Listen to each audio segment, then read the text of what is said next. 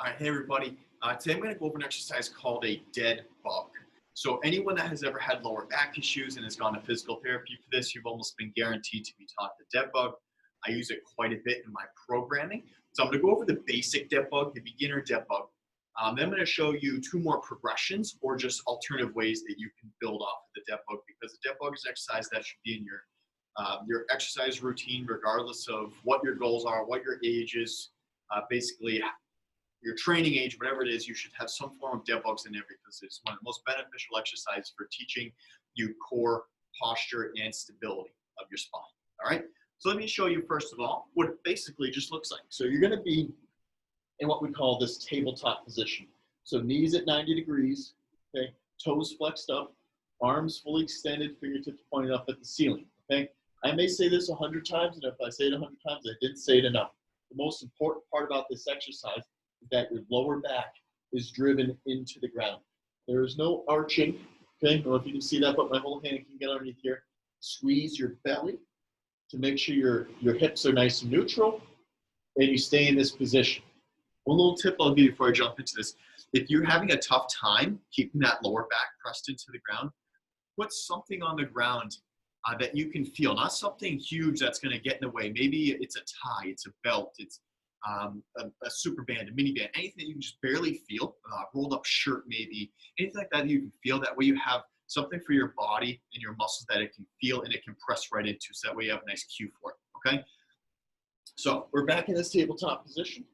We're focusing on opposite arm, opposite leg extension. So right arm, left arm, right leg, okay? So nice and slowly, fully extend everything, toes still flex up. Get everything as close to the ground as you possibly can without touching, and then bring it back, okay?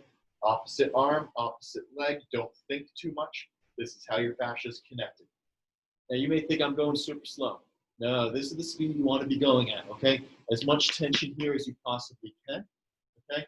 When you are fully extended like this is when it is most important that your core stays engaged, because the lower back is going to want to arch, okay? If you have a tough time with this, let's bring in a Swiss ball here. Physio ball, stability ball. Get one of these for super cheap if you don't already have one. We're going to show you how to really engage that core. So we're up in this tabletop position again, right? I'm squeezing this ball as hard as I can between my knees and with my arms, okay? My core, if you just sit there and do that, you're going to feel how engaged this is going to get, okay? So opposite arm, opposite leg.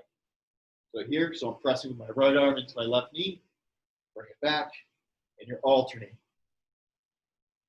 Okay. Even I, who do this multiple times a week, am super shaky when I do that. Really engages right here when you squeeze really hard. All right. So that's my next progression to it, and also can be used as a teaching tool if you really can't get down the opposite arm, opposite leg. Bring something in like that, like a Swiss ball. Next progression we're going to use. This becomes very challenging. Okay, it's a lot of steps, but we'll break it down nice and simply for you. And this one is used a lot in my programming. I'm going to use a small little kettlebell. This is an 8-pound kettlebell. If you don't have a kettlebell, dumbbell, a gallon jug, these are all about the same weight, and don't push the weight with this. This is a very challenging exercise, okay? So I'm going to hold the kettlebell like this. For those of you that can see, sticking my thumbs through, and it just kind of sits right there in the webbing of the pointer finger and my thumb, okay? We're basically going to go 3 steps here. We're back in this tabletop position because everything starts there. Okay, step 1, we're going to bring the kettlebell back up overhead. Okay, so what that's doing is that's really going to force this lower back to arch. You're squeezing the belly not to allow it to happen. So step 1, kettlebell movement, and then bring it back. Now extend one of your legs. Pick one, either one, doesn't matter, all the way down. And I'm going to try to crunch. I'm going to try to sit up and lead with this kettlebell, like this. Come back down, leg comes back, and now let's redo it again, right?